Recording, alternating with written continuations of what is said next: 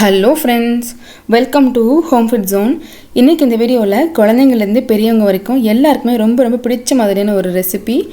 இதை எப்படி சேர்ந்து பார்க்கலாம். இதை செய்கிறதுக்கு ஒரு பேன் சூடு பண்ணிவிட்டு இதில் 15 போல் பேரிச்சம்பழம் சேர்த்துக்கோங்க. எந்த பேரிச்சம்பழம் வேணாலும் நீங்கள் சேர்க்கலாம். உள்ளே இருக்கிற விதையை எடுத்துகிட்டு சேர்த்துக்கோங்க. இதில் ஒரு அரை கப் அளவுக்கு தண்ணி சேர்த்துக்கோங்க. தண்ணி லேசாக சூடாகி வரட்டும். இந்த பேரிச்சம்பழம் நல்லா வெந்து நம்ம ஊற்றிருக்கிற தண்ணி எல்லாமே நல்லா சுருண்டு வதங்கணும்.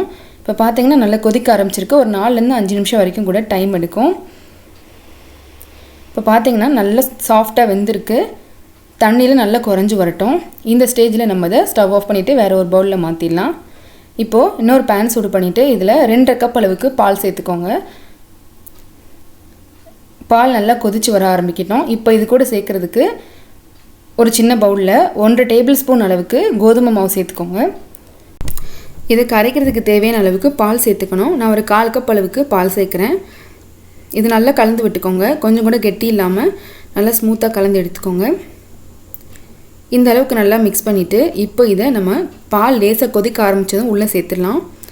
பால் நல்லா கொதிக்க ஆரம்பித்தோடனே சேர்க்கணும், முதலே சேர்க்கக்கூடாது. இப்போ இதை நீங்கள் கைவிடாமல் கிளறிட்டே இருங்க. கோதுமை நல்லா வெந்து பச்சை வாசனையெல்லாம் போய் வரணும். ஒரு 3லேருந்து 4 நிமிஷம் வரைக்கும் கூட டைம் எடுக்கும். அதே சமயத்தில் நமக்கு பால் கூட நல்லா கெட்டியாகி வரும். கரெக்டாக டைம் பார்த்து ஒரு 3லேருந்து 4 நிமிஷத்துக்குள்ளே நீங்கள் எதை இறக்கிடலாம். இப்போ பார்த்தீங்கன்னா நல்லா வெந்து பால் கூட நல்லா கெட்டியாகி வர ஆரம்பிச்சிருக்கு. இந்த ஸ்டேஜில் நம்ம இதை இறக்கிடலாம். இது நல்லா ஆறி வரட்டும். ஆறினதுக்கப்புறம் இன்னும் நல்லா கெட்டியாகியும் இருக்கும். நல்லா ஆறினதுக்கப்புறம் இதை அப்படியே எடுத்து ஒரு மிக்ஸி ஜாரில் மாற்றிக்கோங்க. இது கூட ஒரு டேபிள் ஸ்பூன் அளவுக்கு நான் முந்திரி பருப்பு எடுத்திருக்கேன். நீங்கள் பாதாம் கூட சேர்க்கலாம். சேர்த்துட்டு இதை நல்லா ஸ்மூத்தாக அரைச்சி எடுத்துகிட்டு வந்துடுங்க. இப்போ பார்த்தீங்கன்னா நல்லா அரைச்சி எடுத்துகிட்டு வந்தாச்சு. இப்போது இது கூட ஒரு 2 பெரிய ஸ்லைஸ் அளவுக்கு ப்ரெட்டு சேர்த்துக்கோங்க. சின்னதாக இருந்ததுன்னா 4 கூட சேர்த்துக்கலாம். பெருசாக இருந்தால் கரெக்டாக 2 மட்டும் சேர்த்துக்கலாம். நம்ம எடுத்துருக்கிற 2 கப் பால், அதாவது 1/2 லிட்டர் அளவுக்கு பாலுக்கு இந்த மாதிரி 2 ப்ரெட்டு சேர்த்துட்டிங்கன்னா சரியாக இருக்கும். இப்போ இது கூட 2 டேபிள் ஸ்பூன் அளவுக்கு மட்டும் சர்க்கரை சேர்த்துக்கோங்க. இது கூட நம்ம ஏற்கனவே வேக வச்சு எடுத்து வச்சுருக்கிற பேரிச்சம்பழத்தையும் சேர்த்துக்கலாம். நீங்கள் எடுத்துருக்கிற பேரிச்சம்பழத்துக்கு ஏற்ற மாதிரி சர்க்கரையோட அளவு கூடவோ குறைச்சலோ சேர்த்துக்கலாம். இது கூட ஒரு 1/4 டீஸ்பூன் அளவுக்கு வெனிலா எசன்ஸ். இது வந்து ஆப்ஷனல் தான், உங்ககிட்ட இருந்தால் சேர்த்துக்கோங்க, இல்லைனா தேவையில்லை. இப்போ இதை எல்லாத்தையுமே சேர்த்து நல்லா ஸ்மூத்தாக அரைச்சி எடுத்துகிட்டு வந்துடுங்க. இதை இது போல் ஒரு ஏர்டைட் பாக்ஸில் மாற்றி வச்சுக்கலாம்.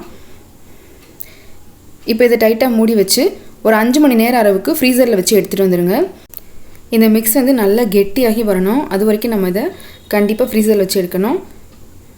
இப்போ பார்த்தீங்கன்னா இது திரும்பவும் வெளியில் எடுத்துடலாம். இதை அப்படியே எடுத்து ஒரு மிக்ஸி ஜாரில் மாற்றிக்கோங்க. இதில் வேறு எதுவுமே சேர்க்க தேவையில்லை. பல்ஸில் வச்சு ஒரு 2-3 தடவை மட்டும் அரைச்சி எடுத்துகிட்டு வந்துடுங்க. எவ்வளோ நல்லா க்ரீமியாக வந்திருக்கு பாருங்கள். இதை திரும்பவும் நீங்கள் பாக்ஸில் போட்டுட்டு இதுக்கு மேலே உங்களுக்கு விருப்பமான நட்ஸை நீங்கள் சேர்த்துக்கலாம். நான் வந்து பேரிச்சம்பழத்தை ரொம்ப பொடிசாக கட் பண்ணி இதுக்கு மேலே தூவி விட்டுருக்கேன். நீங்கள் முந்திரி பருப்பு இல்லை பாதாம் இல்லைனா டூட்டி ஃப்ரூட் கூட சேர்க்கலாம். உங்கள் வீட்டில் இருக்கிற கிட்ஸுக்கு எது விருப்பமாக இருக்குமோ அதை நீங்கள் சேர்த்துக்கலாம். இதை திரும்பவும் ஃப்ரீசரில் ஒரு 8 மணி நேரம் வச்சு எடுத்துகிட்டு வந்துடுங்க. 8 மணி நேரம் கழித்து நம்ம பார்க்கலாம். இப்போ பார்த்தீங்கன்னா தெரியும் எவ்வளோ நல்லா ஸ்மூத்தாக வந்திருக்கு பாருங்கள். அவ்வளோதான். ரொம்ப ரொம்ப சூப்பரான ஒரு ஹெல்த்தியான ஐஸ்கிரீம்னே சொல்லலாம். கண்டிப்பாக குழந்தைங்களுக்கு ரொம்பவே பிடிக்கும். இதே மாதிரியே நீங்களும் செஞ்சு பாருங்கள். இந்த ரெசிபி உங்களுக்கு பிடிச்சிருந்ததுன்னா லைக் பண்ணுங்கள், ஷேர் பண்ணுங்கள், கமெண்ட் பண்ணுங்கள். கண்டிப்பாக ஹோம் ஃபுட் ஜோனுக்கு சப்ஸ்கிரைப் பண்ண மறக்காதீங்க. இதே போல் நான் நல்ல ரெசிபியோட நாளைக்கு உங்களை மீட் பண்ணுறேன். அது வரைக்கும் பாய்.